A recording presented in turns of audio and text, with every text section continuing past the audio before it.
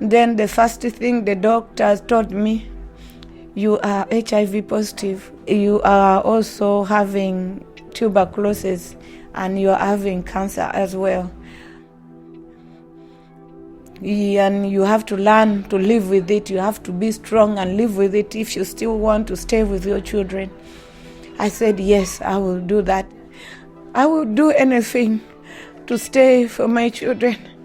With the love of my children and the families, I will stand. I will come back to life.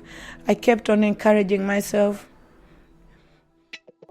There's nothing good to watch on TV. The barista at my coffee shop spelled my name wrong on my cup. My phone is too big to fit comfortably in my pocket. God damn it. I chipped a nail. Oh no. Oh no. Oh no. Oh no. Oh no. Oh no. Oh no. These are first world problems. Oh no. I can't find my favorite flavor of sparkling water at the grocery store. And I'm just as guilty of having first world problems. I've been frustrated when my phone was dying and I'd forgotten my power bank at an Ed Sheeran concert in Atlanta. And you've heard me complain about Starbucks getting my name wrong on an overcharged paper cup of tall Americano.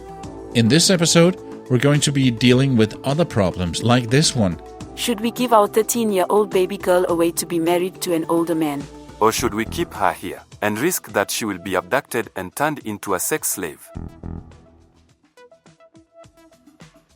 That's the kind of stuff that we'll be dealing with in this episode as Susan Laker tells her story. A fair warning, this is a story that can be hard to listen to. It's simply heartbreaking, and with so many graphic details that it's definitely not suitable for children. My name is Palabo. Welcome back to the third and final part of my mini-series from the Acholi Quarter in Kampala, Uganda. Meet Palabo on an epic journey around the world. This is The Radio Vagabond. Good afternoon. Can I help you? Yes, my name is Bond. Radio Vagabond.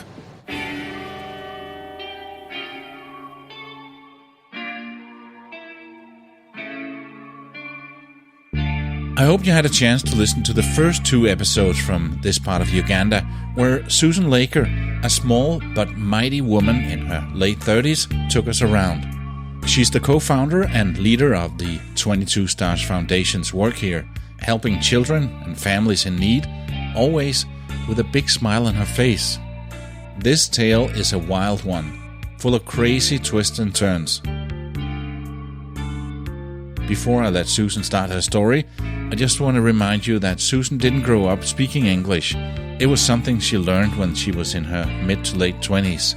So you might want to lean in and listen carefully as she tells her story.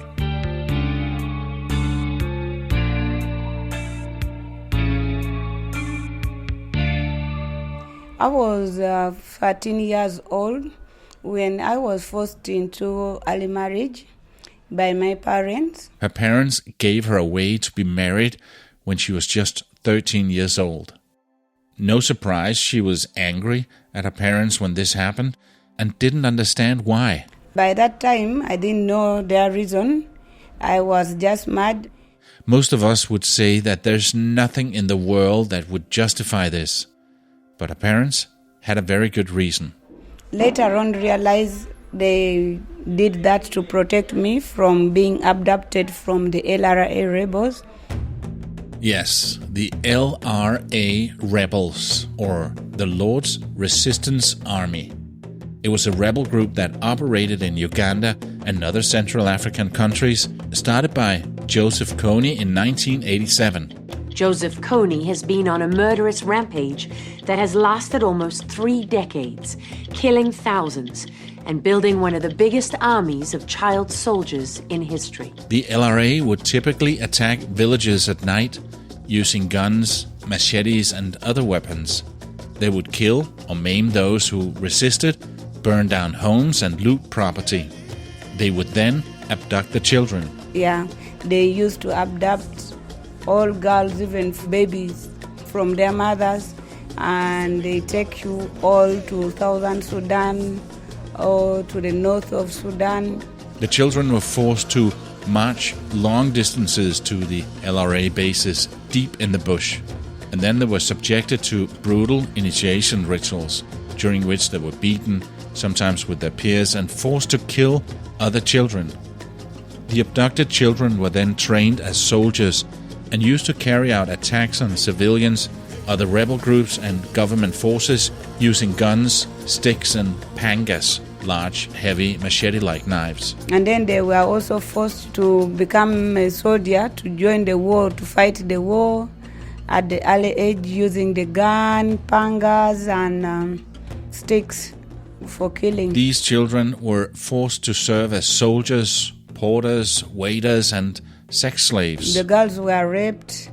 They are forced to 2-3 men to do whatever they want with them anytime, unwillingly. They used the violent initiation ceremonies to break the children's spirit and force them to commit atrocities. Yeah, they cut off your lips, they cut off your private parts, like the breast. If not, they put the padlock, they tie your lips. The children were often forced to kill or maim their own families or some of the other kids that had been abducted as a way to break their spirit and brainwash them into cutting ties with their former lives. Some are beaten to death, some they chop off their neck. Those who try to escape, they were stoned to death. They were killed.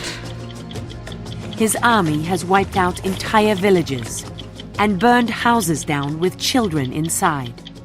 They're known for cutting off the ears and lips of innocent people as a way to terrify them into submission.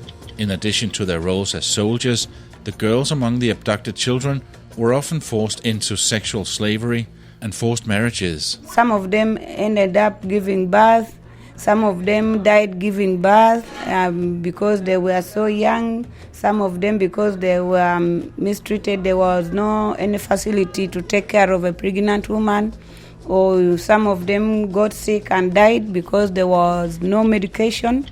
No one has suffered more than the children. The State Department says Kony's army has abducted more than 25,000. He turns the boys into killers, the girls into a harem of sex slaves and wives. These clips are from 60 Minutes from CBS News 10 years ago. So when they say 25,000 children were abducted, the number is probably higher now. Anyone who didn't know Joseph Kony before this week certainly does now.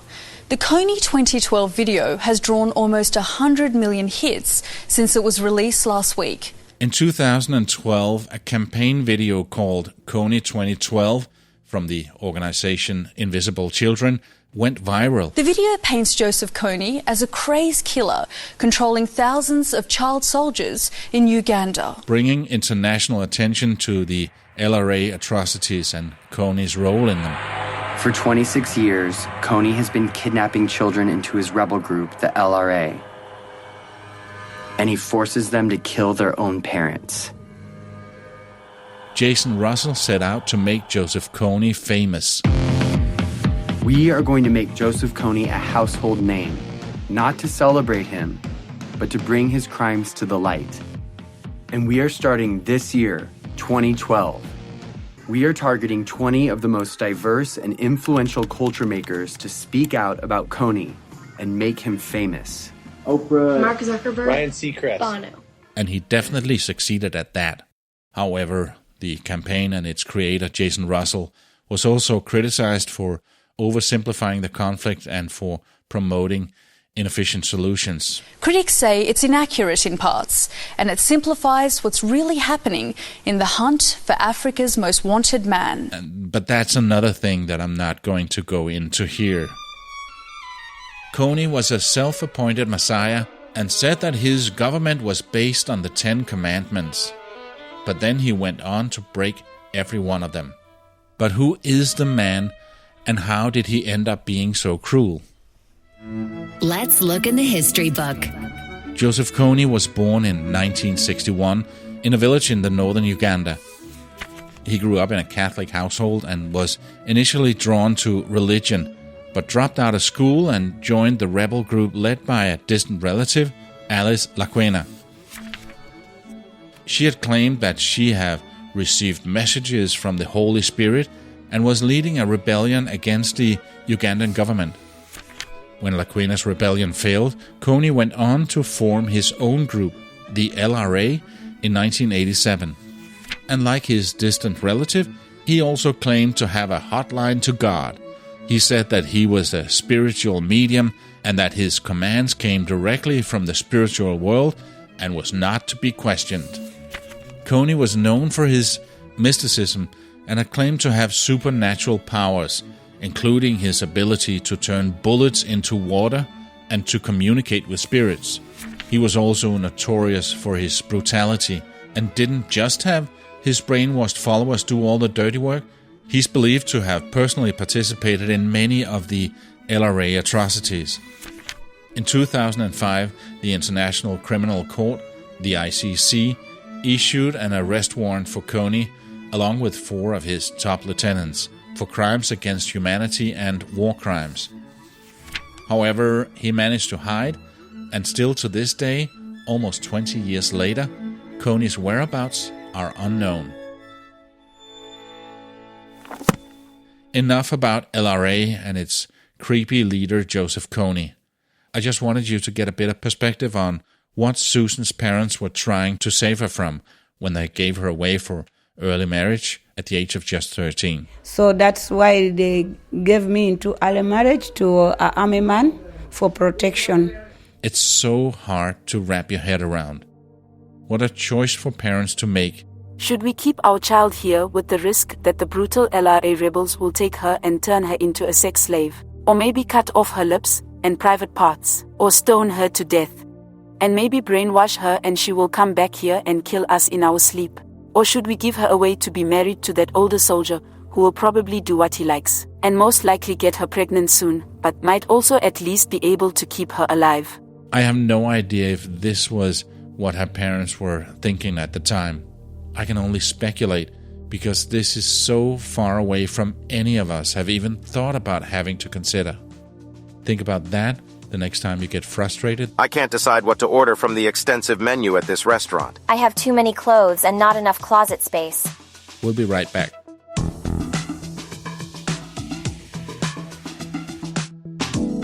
The Radio Vagabond. Gotta keep moving.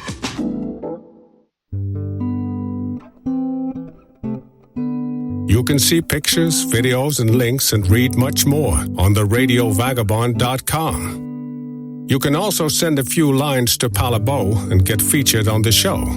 Tell him where you are and what you're doing right now as you're listening to these words. Just click on Contact on theradiovagabond.com and fill out the form. So I ended up giving birth to my son at the age of 13. Just before I sat down with Susan to hear her story, I met her son. And we're not talking about a little boy. No, a grown-ass man, taller than me and very handsome. I know that Susan is only in her late 30s, so I'm very surprised to find out that she has a son in his mid-20s. Yeah, the boy you just saw. Yeah, that's why you were wondering how. Yeah, I was wondering because you look so young, and I said, how can you have such a big boy? He's 25, but that's the story. Yeah, that's how I got him. And at the age of 14, I got a miscarriage. I was, I think, 3 months pregnant, and I got a miscarriage because it was so soon and I was so young. And then at the age of 15, approaching 16, I gave birth to my second daughter, who is now 22. Let that sink in. At the age of 13, she was sent off to be married to an older man and had a baby within a year. Straight after that, at the age of 14, she got pregnant again but had a miscarriage. And straight away, again, she got pregnant now for the third time and had her second child at the age of just 15. Basically when she was a child herself. Listen, I don't know a lot about this man, maybe he was a good and kind man that just felt that it was his right because she was his wife and he was providing her with protection. I really don't know more about him than what Susan just told me here. I was just about to ask her when she told me that he suddenly and unexpectedly got sick and died. I didn't know he was sick. I didn't know what he suffered of or anything. He just fell sick mysteriously for 1 week and he passed on. There she was at the age of 16 and a widow with 2 children. So she went home to her parents. So when I returned back home with my children, the war was still going on and there was still no safe place. Who found another soldier for her to marry, for her safety. I was again forced to remarry another soldier for another safety. And shortly after that, she had another baby. At the age of 19, I gave birth to another child. 3 children and 2 husbands, still as a teenager.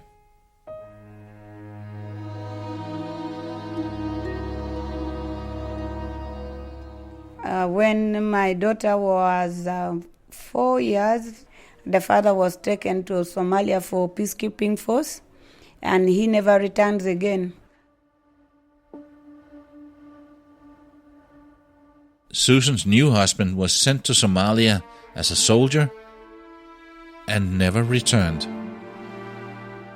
She never heard from him again, and Susan was getting more and more frustrated and wasn't able to feed herself and her children.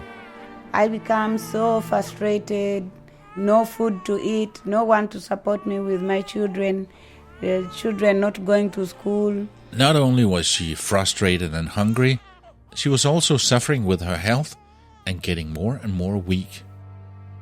Then, in the middle of all this, they were kicked out of the house, the barracks they were living in. No money to rent the house.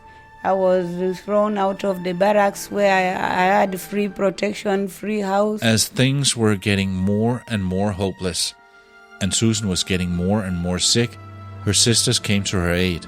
So I felt very sick, and I had my sisters in Kampala here already. So they send a message and say if I would make it to Kampala, they bring me here. They helped her get on a bus here to Kampala. With the last bit of her strength, she managed to get the 3 children and a few personal belongings on the bus, but barely made it to Kampala alive.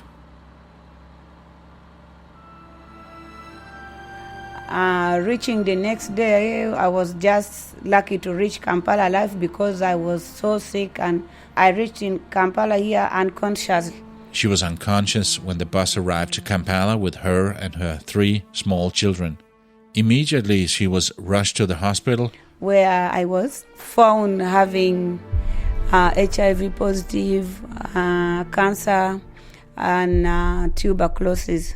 Where she was diagnosed with HIV, tuberculosis, and cancer. I felt my life was gone.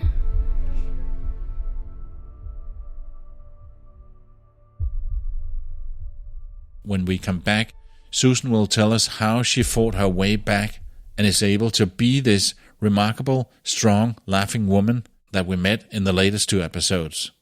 Stay with us.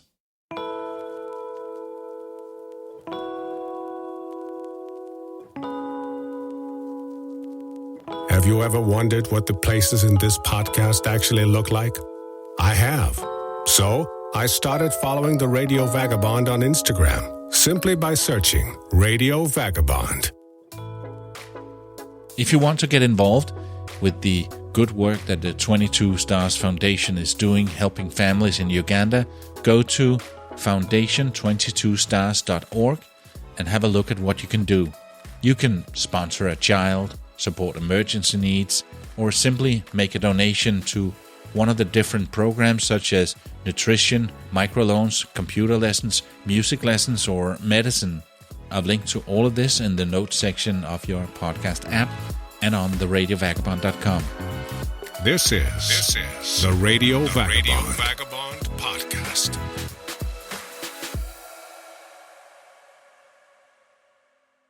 I felt my life was gone. And I felt so emotional. I started thinking where my children was going to remain, because my parents were so old now. Up to now, they're so old. They couldn't support me, myself, and there's no way they would support my children. I saw myself sinking. I was dying.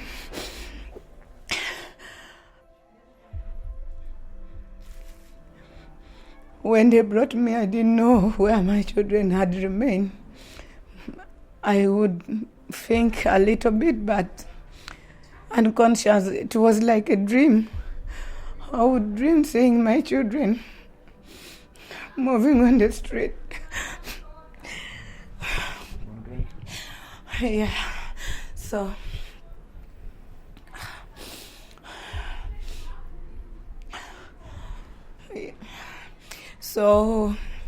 in my mind, I knew anyone with HIV would not make it. It was just to die. And I also knew no one would survive cancer and tuberculosis. But I spent 18 days in the ICU, in oxygen, unconscious. But in my dream, it was just like illusioning. I was praying to myself, saying, please God, I wish I would come back to consciousness and have a second chance. I made it very strong. I kept on encouraging myself. I started saying, I will not die.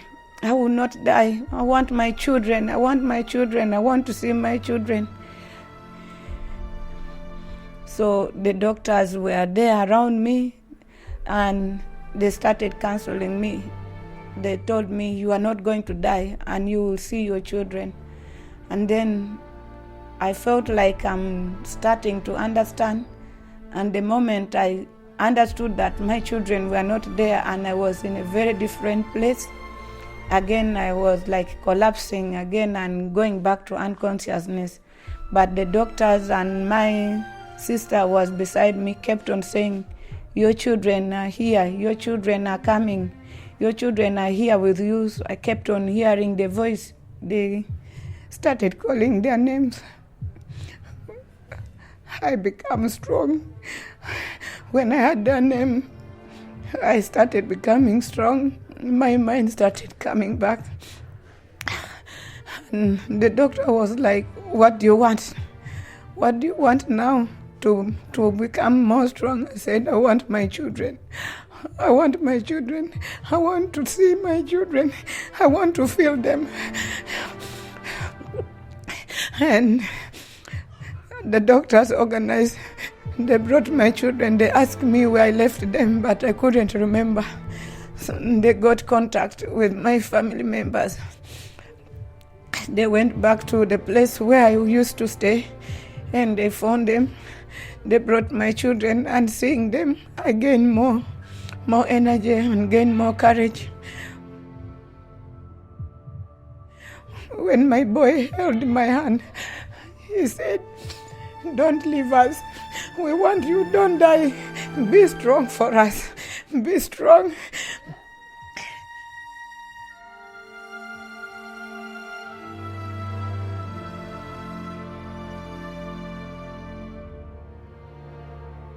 And I encouraged myself. I hugged them. I felt the strength. And they put me out of the oxygen. They removed the tube from my nose, and they started feeding me with soup. And I didn't feel the taste, but I wanted very much to eat and feed and gain the energy so that I can be there for my children. I couldn't walk, I couldn't sit by myself, but I was very strong. I decided and said, I will sit, I will walk, I will speak for my children. I will do anything to stay for my children if God is supporting me and the doctors are also supporting me. Well, with the love of my children and the families, I will stand. I will come back to life. I kept on encouraging myself.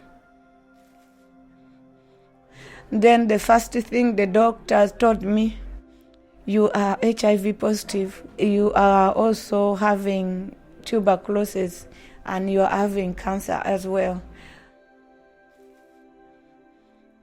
And you have to learn to live with it. You have to be strong and live with it if you still want to stay with your children. I said, yes, I will do that. When Susan defied all odds and was able to fight herself back to consciousness and life for her children, she was just 23. At that time, she had a 10-year-old boy and 2 girls on 9 and 4. She managed to stay alive, but was now faced with another problem.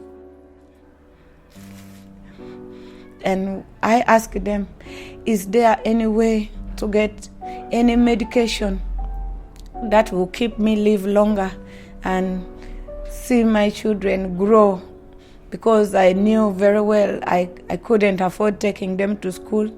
I myself was illiterate. I couldn't speak English. I couldn't read or write. But I have a strong skill in my mind, but I don't know how to prove it or how to share it or somebody to help me put an impact in my life or take me back to school. So the only thing I put in mind that I would only help my children with counseling them, giving them knowledge, making them strong and grow at least. The children didn't go to school, and Susan herself couldn't read or write.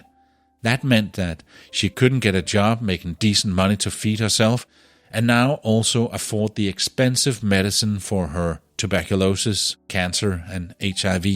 And they said, am I willing to start chemotherapy and tuberculosis medication?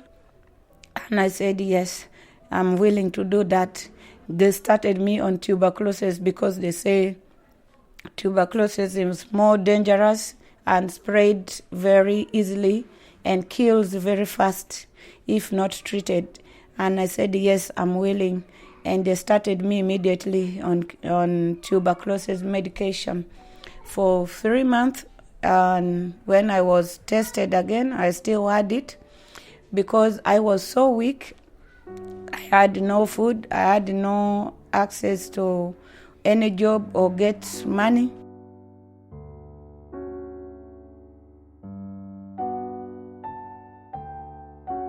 Susan was too weak to work, so she had no other option than to have her children working for her. A 10-year-old, an 8-year-old, and a 5-year-old crushing stones in the stone quarry from early in the morning every day. So I started stone quarry very weak. Condition forced me because I had nowhere to earn a living or put food on the table. So men go down there and break this rock into medium pieces. As you heard about in the latest episode, this is hard work and poorly paid. And then they bring them out. When they bring them out, and the ladies and children crush them into smaller pieces. They use a lot of energy, lot of time, but they're paid very little. So you have to start working from morning to sunset to at least get 1,000 shillings. It hurts me a lot. I had to come to the stone quarry very early in the morning at 6 with my children. I had to carry them to the stone quarry. The young child was only 5 years old, and Peace was 7 to 8, and Derek was 10. I sat together with them on the stone quarry to encourage them. They crushed the stone. So sometimes Derek made 1,000 shillings a day, and Peace made like 500 shillings, and the young one made like 200 shillings a day. On some days, the 10-year-old boy, Derek, was able to crush enough stones to make 1,000 Ugandan shillings. The 8-year-old girl, Peace, could make 500 shillings, and the little 5-year-old girl around 200 shillings. That's 1,700 shillings, which is not even half a dollar. 41 euro cents or 48 American cents for a long day of hard work from early in the morning. And at 6 in the evening, we left the stone quarry and we bought cooked food for 1,000 shillings, and we saved the 700 for renting the house and keeping it for my transport going back to get medication. When all of this was happening, Susan was on strong medication, and that's not something you should take on an empty stomach.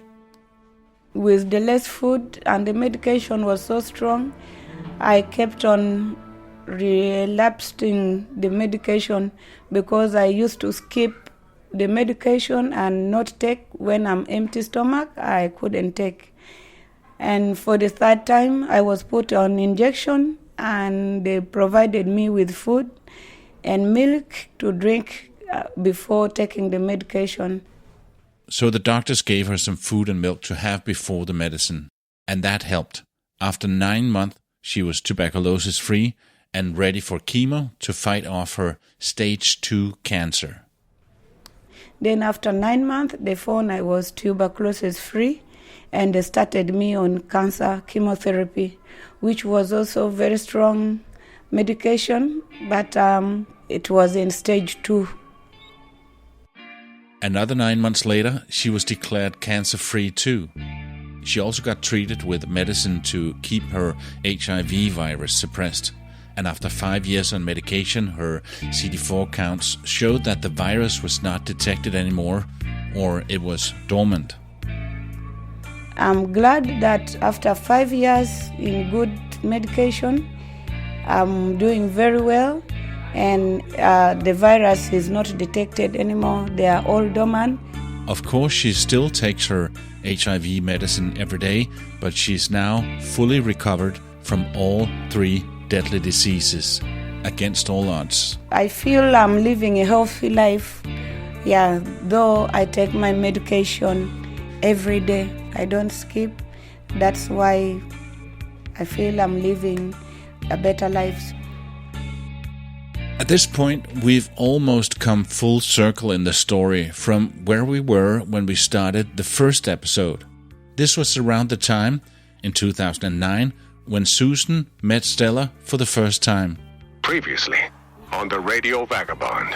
I met Stella in 2009. Stella was here for her internship for international law. She is an international lawyer by profession. So when I met Stella, Stella bought some beads from me as a gift to take to her friends. So when she returns again, I told her, I'm very grateful with the money you bought the beads. With the money, I decided to go back for adult school.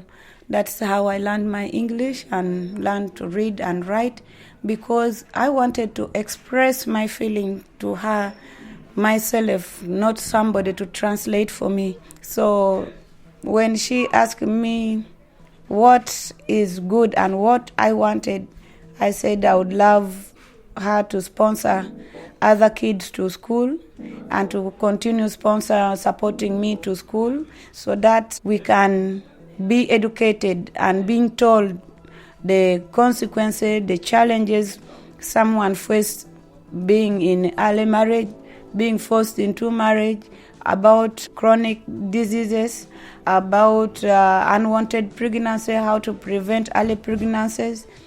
I went through this because I was illiterate. No one was there to educate me. My parents are illiterate, So I didn't want this to continue and my children to go through the same.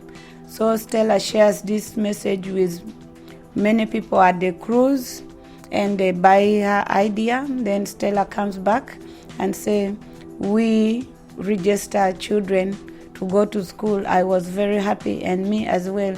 So my daughter Peace was the first child to be sponsored to school, and we started with 16 students, and now we have grown to 450 children. So I'm very glad.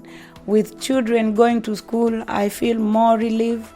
I feel like I'm forgetting my past, and I see like there's a new generation coming in my life. I see my life is so much improved, so much impact. And with my story, I'm always very happy and willing to share my story so that other people can learn and motivate people about education, and also to share my story, to let them be stigma-free.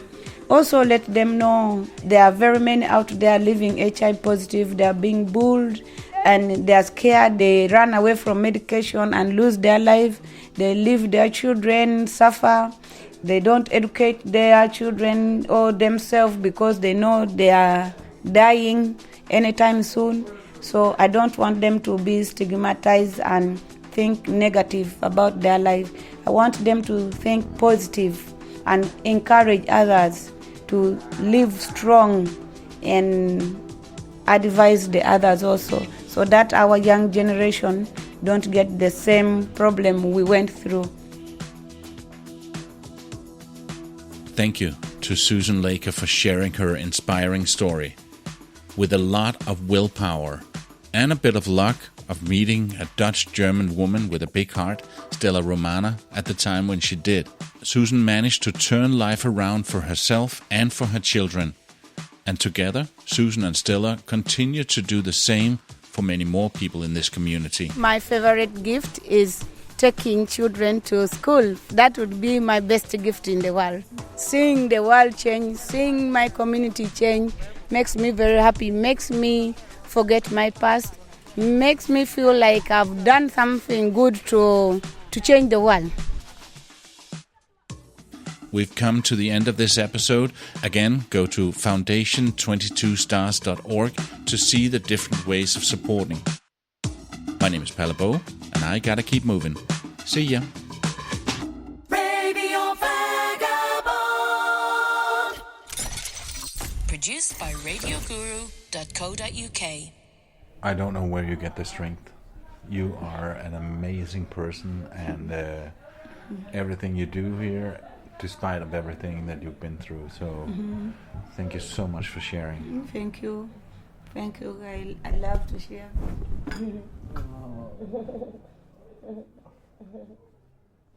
Thank you.